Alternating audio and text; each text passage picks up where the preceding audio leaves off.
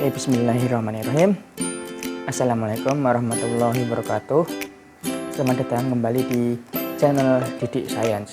Semoga para penonton saya dalam kondisi sehat walafiat dan selalu bersyukur dalam kondisi apapun. Oke, baiklah, dalam video kali ini saya akan sedikit bercerita tentang penggunaan Google Slide ya. Apa itu Google Slide? Ya, mirip dengan PowerPoint tapi versi online, dan dia ya seperti namanya itu dari perusahaan Google. Ini yang saya gunakan adalah yang versi gratis ya, jadi belum berbayar. Kemudian saya kombinasikan dengan untuk pembuatan videonya menggunakan OBS. Oke, mari kita simak video kali ini.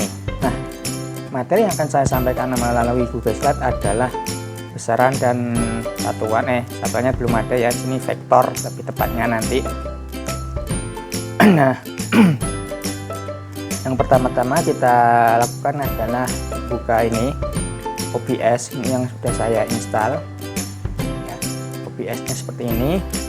Kemudian di sini ada pilihan skin. Nah, saya udah membuat skin 1 sampai berapa ini. Ini akan saya beri nama skin aja yang nomor 1. Nah, di sini untuk memulai merekam kita juga tambahkan source ya di sini. Ini kita tambah saja source. Nah, kita akan merekam layar, berarti display capture di sini. Nah, tinggal namanya saja dan tekan OK. Berhubung saya sudah membuat ya, tidak saya tambahkan lagi. Audionya OK. Nah, di sini kita mulai dengan start recording. Jadi ini start recordingnya kita klik saja untuk memulai merekam. Oke, ini sudah mulai merekam. Kita kembali ke slide-nya. Nah, slide yang saya buat seperti ini. Lihat sedikit ada animasi. Jadi sini Google Slide yang saya buat awalnya berupa PowerPoint dari Microsoft PowerPoint. Saya unggah di Google Drive sehingga akan menjadi PPTX di versi Google Slide. Cuma di sini akan sedikit ada tidak cocokan nanti ketika animasinya. Oke, mari kita mulai saja. Nanti akan saya jelaskan sedikit tentang ini tidak cocokannya di mana. Kita mulai. Ini Google Slide sudah oke ya. Nah, kita klik saja dengan presentasikan. Oke, sekalian mempresentasikan apa itu besaran. Nah, kemudian besaran bisa kita ibaratkan seperti ini. Apa katamu besar? Nah, tanya seperti itu. Apa itu besaran? Adalah sesuatu yang dapat diukur. Nah, dan besaran dalam fisika ada dua. Yang pertama adalah skalar, besaran yang mempunyai nilai dan tidak mempunyai arah. Nah, contohnya seperti ini. Ada batu dari ketinggian H. Nah, nama besarannya adalah ketinggian. Kemudian di posisi di atas ternyata ada yang kita sebut sebagai energi potensial. Nah, ini merupakan suatu besaran juga, energi potensial. Kemudian EK, energi kinetik ya, pada saat di bawahan atau pada saat dari atas ke bawah kan dia bergerak, menjadi ada sebuah energi kinetik. Kemudian besaran yang lain ada apa di situ? PLT di situ ada sebuah balok ataupun kubus. Ya, nama besarannya adalah volume. Yang jadi kita ukurnya adalah panjang, lebar, tinggi. Kemudian ada suatu besaran yang namanya volume. Kemudian apa itu? Apalagi S, luas permukaan. Luas permukaan balok ataupun kubus. Nah, itu besarannya. Kemudian apalagi ini? Ini adalah silinder atau namanya tabung. Nah, di situ ada jari-jari tabung, kemudian ada tinggi tabung. Ya, berarti seperti tadi, ada volume PR kuadratnya ya, sama luas permukaan tabung. Kemudian ada apa ini? Stopwatch sama Google Calendar. Ya, kalender sama stopwatch tentu kita akan mengukur waktu. Kemudian ada apa lagi sini? Ada raca atau timbangan. Timbangan ini sesungguhnya kita mengukur apa yang namanya massa, bukan berat ya. Kalau berat itu adalah massa dikalikan dengan gravitasi. Ini sedikit beberapa konsep besaran dalam kehidupan sehari. Ketika kita berbicara berat, ya agak aneh ketika kita berbicara tentang fisika, besaran fisika. Oke, selanjutnya adalah besaran vektor. Adalah besaran yang memiliki nilai dan arah.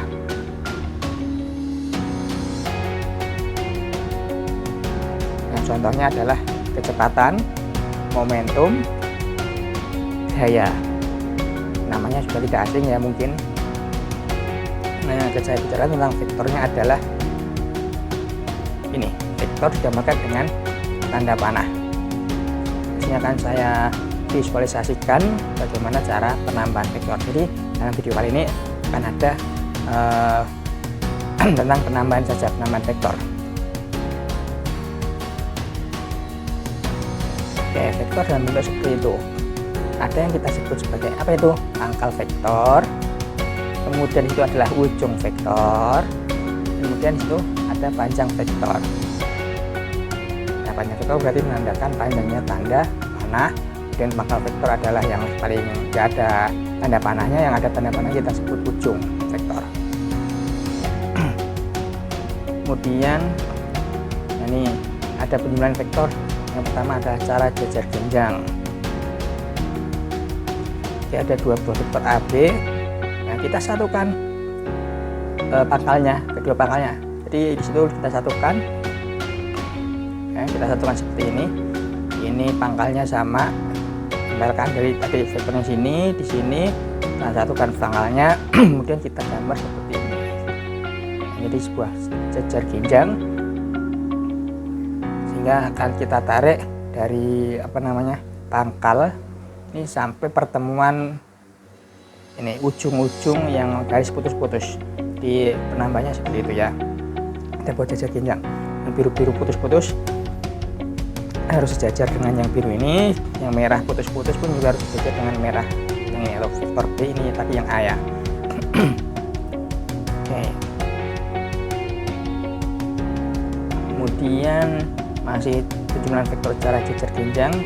Kadang ada 3 A, B, C nya A, B nya seperti itu. Kita gambar dulu jejer jenjangnya, kemudian kita tarik seperti tadi, kemudian kita hilangkan garis putus-putusnya, C nya kita pindahkan ke situ. Pokoknya cara jejer jenjang harus apa namanya pangkalnya kita satukan dulu ya, makanya kita satukan ya, jadi seperti itu. Kita tarik garis lagi dari pangkal ke ujungnya, jadilah seperti itu, A plus B plus C. Kemudian penjumlahan vektor secara poligon. Oke, seperti itu ya. A nya kita gambar seperti itu, kemudian B nya kita gambar seperti itu. Dari kondisi awal yang tadi, pokoknya yang caranya pindahkan asal arahnya nggak berubah, panjangnya juga tidak berubah. Kita tarik A plus B nya jadi seperti itu. Nah, di sini dalam cara poligon mungkin ada beberapa yang menyebutkan dengan cara segitiga. Itu juga boleh. Apa saya langsung ke arah cara poligon karena untuk cara yang seperti ini lebih mudah untuk banyak vektor. Nah, jadi A plus B seperti itu. Kemudian ada cara poligon lagi tapi untuk 3 buah vektor. Nah, hanya tarik seperti itu, B tarik seperti itu, C nya seperti itu. Nah, tadi saya lupa menjelaskan ketika cara poligon, tapi kalau cara jejer jenjang nih ya, pangkal kita satukan. Tapi kalau cara poligon, pangkal ini vektor pertama, tapi vektor keduanya pangkalnya ditempelkan di ujung vektor yang pertama. Begitu juga seterusnya, ketika C itu pangkalnya kita tempelkan di ujung vektor sebelumnya, sehingga seperti ini A plus B plus C. Nah, kan di sini C, vektor sebelumnya adalah B, hanya ujung pangkal vektor C ditempelkan di ujung vektor sebelumnya adalah B. Jadi penjumlahannya seperti itu. Kita lanjut, masih ada cara poligon, tapi di sini untuk pengurangan. Cara pengurangan adalah sebenarnya tadi ya, ini vektor A awalnya seperti ini, tadi dengan vektor B awalnya ke sana, kemudian berubah menjadi main B. Main B itu artinya arah vektor B-nya berubah, yang tadi awalnya ke sana berubah menjadi seperti ini.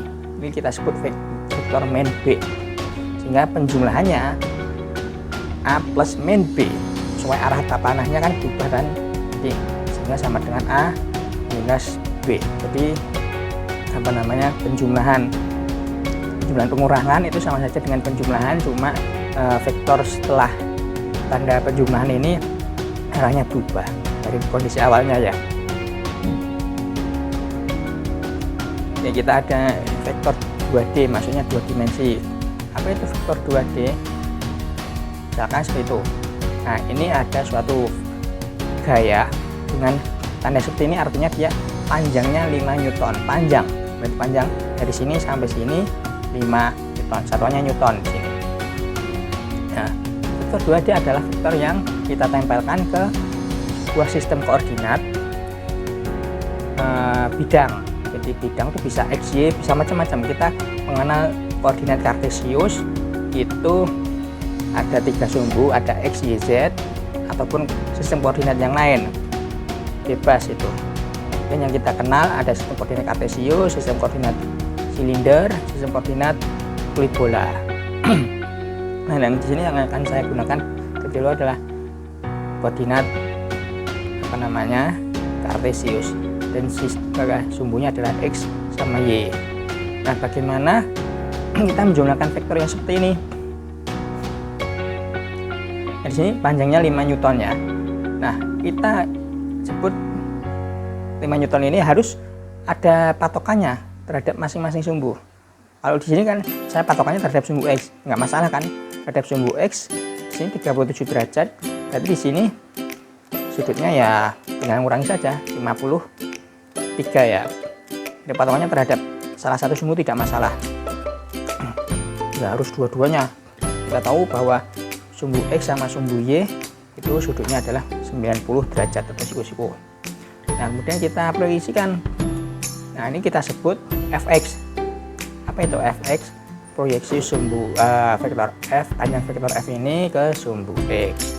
Kemudian kita ini untuk sumbu X nya adalah f cos 37. Jadi kalau sudutnya terhadap ini sumbu X, yang bagian X nya adalah cos, kemudian bagian Y, fy adalah f sin 37. Jadi ketika ini untuk sudut terhadap sumbu X, yang bagian Y adalah sin, bagian X nya adalah cos. Jadi kita jumlahkan secara vektor ini sama saja 4i plus 3j. Jadi panjang vektor 5 Newton kita ubah ke dalam suatu bentuk vektor yang seperti ini. Ini beda ke tanda kan, di sini tidak ada tanda seperti ini, garis 2 sebelah kiri ataupun sebelah kanan dan sebelah kanannya. Ini seperti ini, 4i plus 3j. Kalau kita hitung panjang vektor, jadi panjang vektor dalam bentuk seperti ini ya, itu sama dengan seperti itu, fx kuadrat plus fy kuadrat plus fz kuadrat sekalian. Saya ini tampilkan bagian z nya. Kalau di sini z nya tidak ada, 0 nilainya. Ini kalau kita hitung pun juga sama, 5 Newton. Nah, sekarang masih sama, f nya 5 Newton tapi sudutnya 53 derajat terhadap sumbu Y. Ingat, kalau tadi yang bagian sini ya, bagian sumbu X yang nah di sini kebalikannya, tadi yang bagian X nya jadi sin, kemudian yang Y nya jadi cos. Jadi ini 5 dikalikan cos 53, kemudian yang ini sin 53, hasilnya sama, F sama dengan 4i plus 3j. Oke.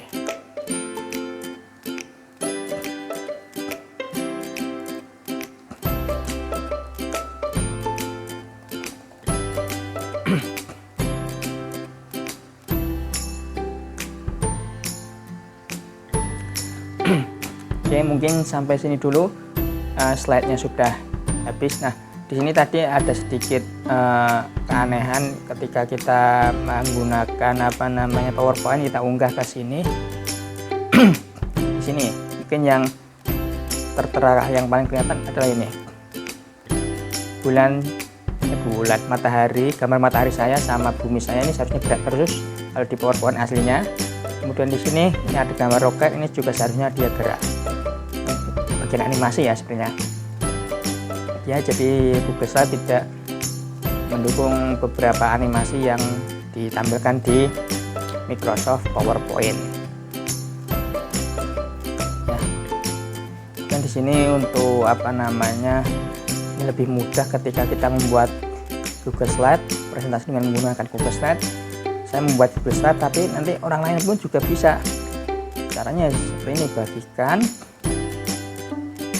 Ya, tinggal mau yang mana, mau lewat ini boleh, dan menambahkan email peserta yang lain, ataupun ini salin link. Yang ini dapatkan link. Kemudian ini harus diubah settingnya, siapa saja yang memiliki link adalah yaitu sebagai editor. Jadi ketika saya membuat, orang lain, kita punya kolaborator yang lain, orang lain yang ingin mengedit, nah ubah saja di sini editor, kita simpan, selesai. Nah, tinggal kita bagi linknya terhadap ke orang lain yang ingin mengedit PowerPoint kita. Ini kan materi saya belum selesai nih. Ini harusnya ada tambahan vektor 3 dimensi, itu bisa orang lain yang mengerjakan. Oke, sampai sini dulu mungkin video kali ini. Semoga ini videonya bermanfaat. Sampai jumpa di video selanjutnya, dan terima kasih telah menonton. Wassalamualaikum warahmatullahi wabarakatuh.